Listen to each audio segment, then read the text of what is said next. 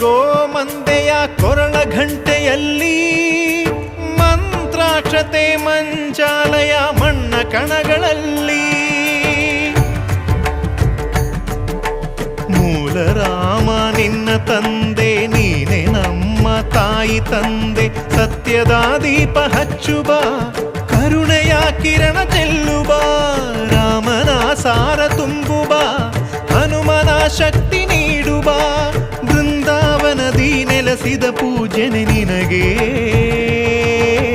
ಶರಣು ಶರಣು ಶರಣು ಗುರು ರಾಘವೇಂದ್ರ ಶರಣು ಶರಣು ಶರಣು ಶರಣು ಗುರು ಸಾರ್ವಭೌಮ ಶರಣು